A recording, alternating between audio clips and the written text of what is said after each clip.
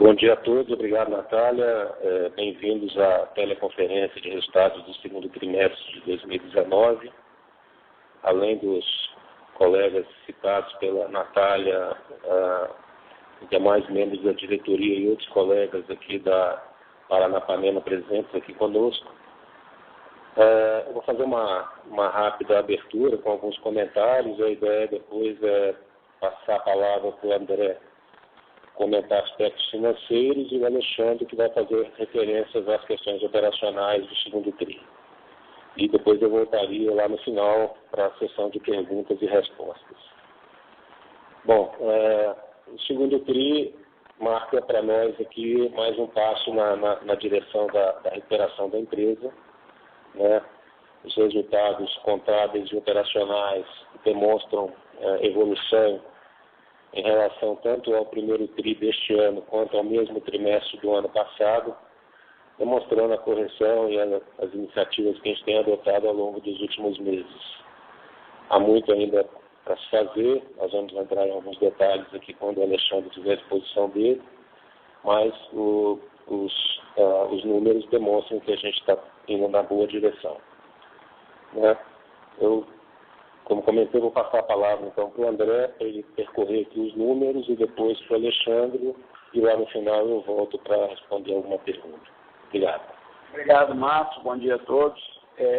Seguindo aqui pela apresentação, onde a gente faz aí os principais destaques, acho que o volume de cobre vendido aí de 52 mil toneladas é um volume importante, um avanço importante, não só em relação ao segundo TRI de 2018, que foi impactado pela manutenção do ano passado, mas também em relação ao primeiro TRI. Se a gente recordar, o primeiro TRI teve um volume importante menor, que alguma significância menor do que a gente teve no segundo TRI. A receita líquida foi de 1.400 bi, né, um crescimento também importante em relação ao segundo TRI de 2018. Em relação ao primeiro TRI, essa diferença é menor, em função aí de preços de cobre e dólar, que impactam significativamente a receita. Lucro bruto do período, 61 milhões, um avanço, obviamente, novamente grande em relação ao segundo TRI de 2018, mas também importante esse avanço em relação ao primeiro TRI de 2019. Em relação ao EBITDA da companhia, tivemos aí um EBITDA de 116 milhões, que obviamente teve aí um impacto positivo, a gente menciona isso no release, um impacto positivo com relação ao reconhecimento de alguns processos onde a empresa foi exitosa, que já transitaram em julgado, estabelecendo à companhia o direito de crédito sobre o ICMS que estava na base do PIS/COFINS. Esses créditos foram reconhecidos e, obviamente, o processo segue em busca de monetização desses créditos, mas se a gente for olhar especificamente a operação no segundo TRI, a gente tem aí um resultado operacional bastante importante, de 48 milhões aproximadamente no EBITDA da companhia. O prêmio por tonelada, né, e o prêmio como percentual da receita líquida também tiveram evoluções importantes, como a gente destaca. Geração de caixa operacional 28 milhões, e aí eu acho que vale só uma referência, quer dizer, foram 28 milhões de geração operacional e, né, o suporte ao aumento de volume. Quer dizer, eu acho que isso é importante a gente lembrar, na medida que o volume de operações da companhia cresce, a necessidade de capital de giro também, e a gente conseguiu ainda assim ter uma geração operacional positiva. O resultado líquido de 102 milhões, impactado aí positivamente, como eu falei, pela questão do reconhecimento dos créditos de PIS/COFINS, mas também pelo bom desempenho operacional. Seguindo na apresentação, né, os primeiros slides aí, o slide número 4, a gente tem aí então o comparativo da receita líquida, eu já mencionei, uma evolução bastante importante em relação ao segundo TRI. Em relação ao primeiro, elas são relativamente parecidas, e aí tem um impacto, obviamente, no reconhecimento das receitas em reais, como houve aí uma queda no preço do cobre e também do dólar, na média do período, a gente efetivamente teve uma receita similar. Com relação aos prêmios sobre a receita líquida, a gente teve aí uma evolução também, 15% da receita é prêmio. E também, quando a gente olha aqui o prêmio por tonelada vendida, também uma pequena evolução, que mostra uma certa estabilidade aí dos preços ao longo do período.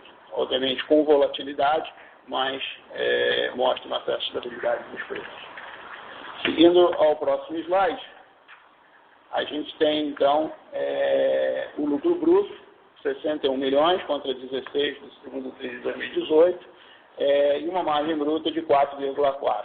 Na margem EBITDA, 8,3%, contra menos 4,1%, uma evolução importante, como o Marco destacou na abertura. Acho que a gente segue aí nesse processo e, obviamente, o segundo tri, como eu já mencionei, foi negativamente impactado pela manutenção programada do ano passado. Isso dito, a gente segue na apresentação e aí eu passo aqui ao Alexandre para falar um pouco sobre a produção e o desempenho operacional. Pessoal, bom dia a todos. No slide 7 da apresentação, vocês podem ver uma comparação da produção do segundo trimestre de 2019 com o segundo trimestre de 2018, e em que a gente tem uma melhora na eficiência dos nossos ativos, com um crescimento do OEE, que é o nosso principal índice de eficiência, de 49% para 71%, e isso se reflete também no aumento da produção, tá? Do cobre primário, de 33 mil toneladas para 51 mil, e nos outros produtos um aumento de 36%. Tá? Essa comparação entre o segundo trimestre de 2019 e 2018, os resultados dessa comparação, eles são percebidos também quando se compara o segundo trimestre de 2019 com o primeiro trimestre de 2019, tá? Em que nós temos aumentos também no índice de eficiência, no OEE, na produção de cobre primário, dos outros produtos de cobre e dos coprodutos também. Então, essa performance que a gente teve no trimestre passado, ela é resultado de várias ações, mas as duas ações principais é o nosso programa de revitalização dos ativos, tá? E ações para melhoria dos processos, tá? O programa de revitalização dos ativos, ele começa no ano passado com a manutenção programada de abril, que ocorreu em abril do ano passado. Ele tem continuidade nesse ano. A nossa manutenção programada desse ano deve ocorrer no quarto trimestre, tá? E as ações para melhoria dos processos operacionais, elas estão baseadas principalmente na metodologia de Lean Manufacturing, em que a gente tem iniciativas em várias áreas de produção, tá? Destaco que o programa de revitalização de ativos, ele é um programa de investimento plurianual, ou seja, ele tem continuidade nos anos subsequentes, tá? Demandando aí um volume de investimento significativo, tá? E um efeito decorrente da necessidade de revitalização de ativos são impactos, ora no custo de transformação, ora na ociosidade, que deve, ao longo dos anos, sofrer uma melhora na medida em que nós formos realizando o programa de revitalização de ativos. Caio, você continua? Sim. Dando prosseguimento, obrigado, Alexandre. Dando prosseguimento, falando aí no próximo slide 8, sobre as vendas de cobre e coprodutos. Tivemos aí uma evolução, tanto no catodo, né, que é o cobre primário, como também nos produtos de cobre. Coprodutos, uma evolução um pouco menor, lembrando que coprodutos ele depende um pouco também do mix de concentrado que a gente usa, isso vai variando trimestre a trimestre, isso gera certas flutuações.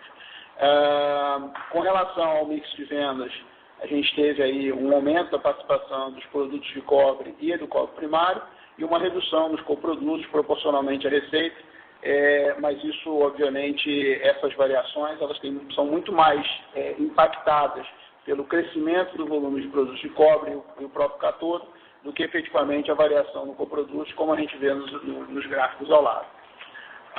Seguindo, falando aí de um pouco de desempenho operacional, a companhia vem buscando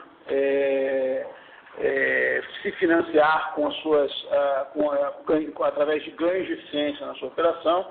A gente vem reduzindo o ciclo de conversão de caixa, a gente tem falado bastante disso ao longo das últimas teleconferências, e esse trimestre fomos exitosos aí, fizemos uma redução importante em relação ao segundo tri de 2018 e também em relação ao primeiro tri. E, obviamente, vamos continuar perseguindo esses ganhos de eficiência e só como métrica, só para os senhores entenderem a métrica, o ciclo de conversão de caixa é o número de dias, né, que leva entre o caixa sair da companhia na compra de insumos e matéria-prima e retornar ao caixa da companhia ao final do ciclo de venda. E é esse ciclo que a gente vem buscando encurtar, e quanto menor esse ciclo, menos capital de giro eu preciso para fazer a mesma coisa, ou eu posso manter o capital de giro e fazer mais coisas crescer.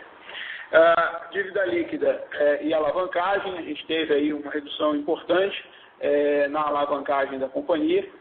Lá no ano de 2018, em função aí das questões que a gente sofreu, né, os impactos aí de perdas de produção no primeiro e no segundo tri por conta da manutenção planejada, a gente tinha aí um índice de alavancagem na ordem de 19 vezes, e ele foi, nesse trimestre, ele chega a 6,4. O total da dívida é razoavelmente estável, um leve declínio, isso porque as dívidas, algumas dívidas da companhia vêm sendo amortizadas e a companhia não vem fazendo novas captações de financiamentos já faz algum tempo, em função desses ganhos de eficiência que tem permitido a companhia se financiar com aproximadamente o mesmo capital de giro. Isso dito, a gente chega aí no último slide, onde tem aí as demonstrações financeiras, sobre as quais eu não tenho mais nada a acrescentar nesse momento, e a gente fica à disposição para as perguntas e respostas. Senhora, a primeira pergunta vem de João Bosco, Baster.com. Bom dia, obrigado pela oportunidade. Eu gostaria de entender um pouco o que vocês estão fazendo com a tesouraria, os seus esforços para diminuir o resultado financeiro. Eu quero crer que vocês não conseguem capturar muito a queda dos juros brasileiros, porque a sua dívida não é em reais, né? Você poderia falar um pouco sobre isso? Mas principalmente o que vocês estão fazendo para capturar a queda dos juros e a queda do CDS internacionalmente. Obrigado. João, obrigado pela pergunta. Você mesmo destacou, a companhia são predominantes, elas são predominantes em dólar. E, portanto, a CDI, ela não financeiro. Acho que o esforço ele está no que eu falei, ter mais necessidade de poder operar um volume maior, né, transacional maior, os mesmos planos que tinha lá em 2017, 2018.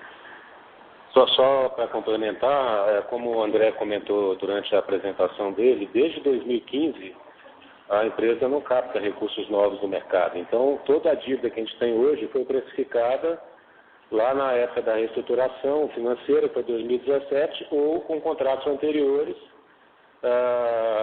que estão sendo servidos normalmente. Então, dado que a dívida é em dólar, dado que a gente não captou nada recente, nós não temos nenhum impacto em relação ao novo cenário de juros, tanto no Brasil quanto no exterior, nas nossas operações atuais. E aí, só para finalizar, quer dizer, as dívidas da companhia, como eu falei, estão predominantemente em dólar. A gente viu aí um movimento recente do Fed americano. Isso pode se traduzir, lembrando só que as dívidas normalmente corporativas, elas estão indexadas a LIBOR. Então, isso tem que se refletir na LIBOR para que, enfim, a gente possa ter e capturar esses benefícios. Tudo de bom para você.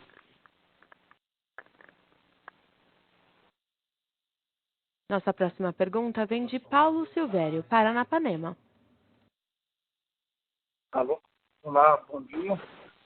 Olá, bom dia, Paulo Silvério, sou um investidor pequeno. Eu gostaria de saber a atual posição acionária da Petros, ela zerou a posição com o último leilão sexta-feira passada, porque o gasto, porque a empresa pede tanto por despesas financeiras, se essas despesas são hedge, e se não está na hora de tentar reduzir o custo dessa dívida aí, que está acima de 9% ao ano. Muito obrigado.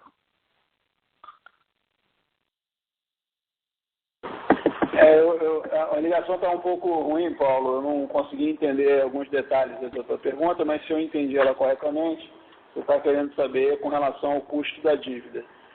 Como a gente falou na pergunta anterior, o custo da dívida é predominantemente em dólar e, portanto, ele reflete, né, a variação dos juros no mercado internacional, especificamente a LIBOR, no quesito juros, né?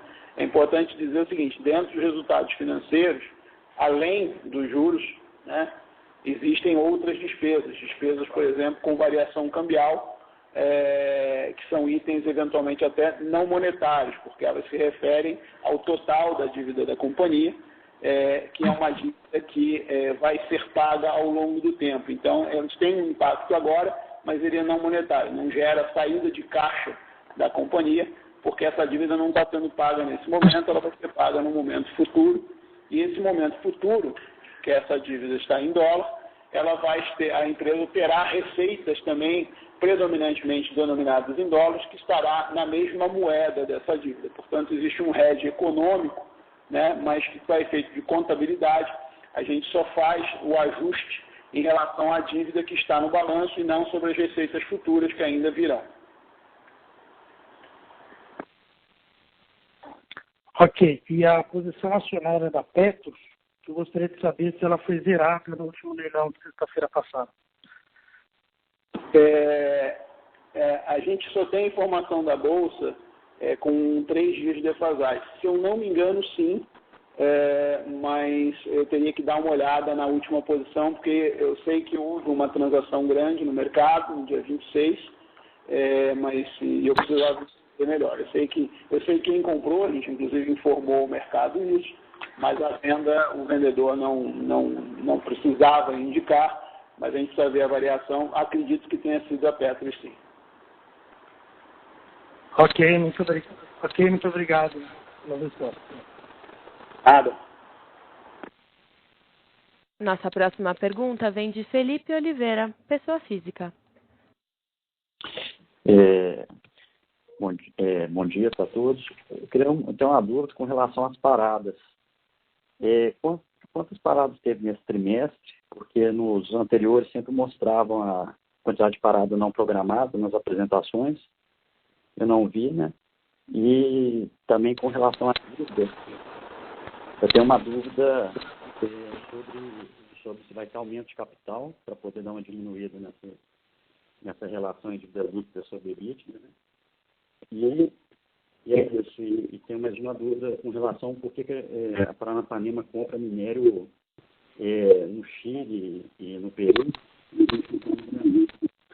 Tá? E se tem um benefício fiscal, se esse benefício fiscal compensa o custo logístico. Obrigado.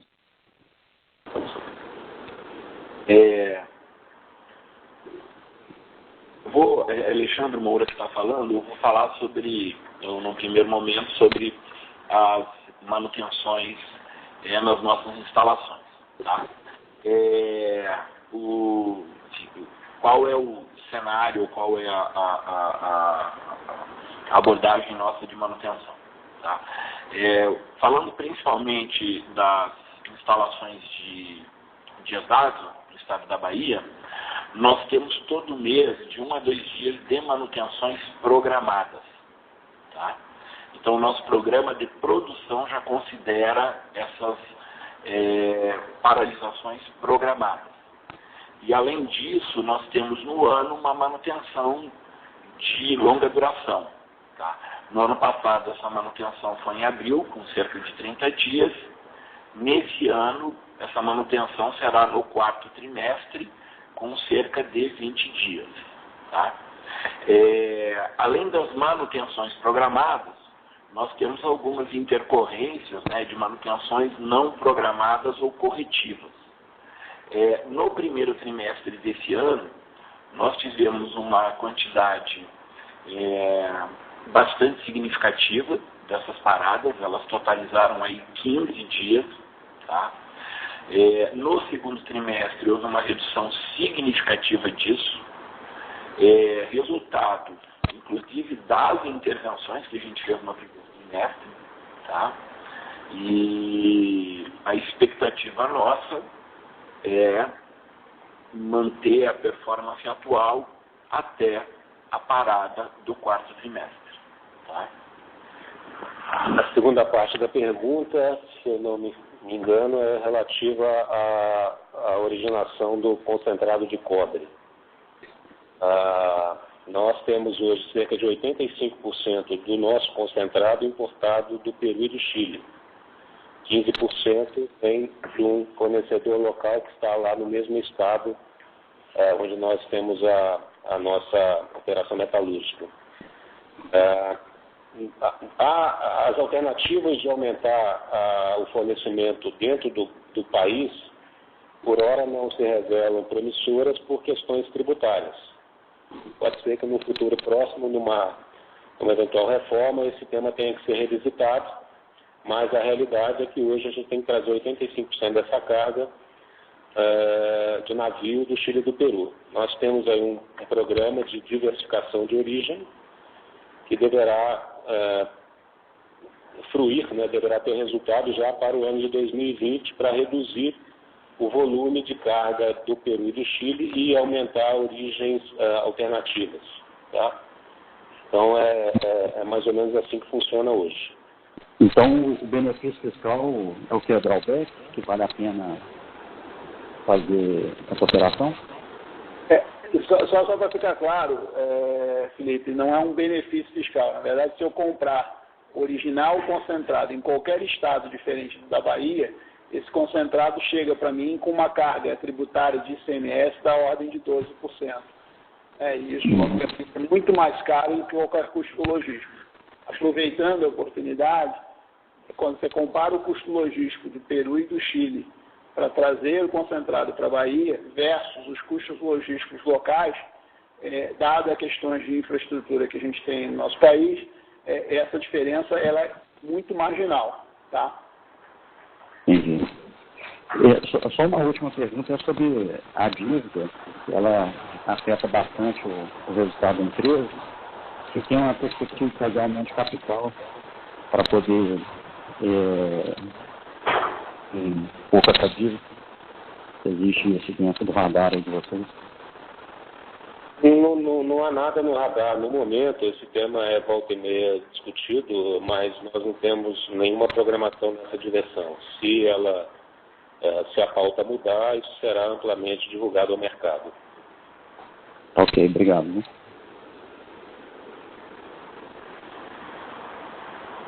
Encerramos neste momento a sessão de perguntas e respostas. Gostaria de passar a palavra à companhia para as considerações finais. Bom, mais uma vez agradeço a participação de todos na nossa teleconferência de resultados do segundo trimestre. Nos veremos em breve para a divulgação do terceiro trimestre. Bom dia a todos. A teleconferência da Paranapanema está encerrada. Agradecemos a participação de todos, tenham um bom dia e obrigada por usarem Chorus Call.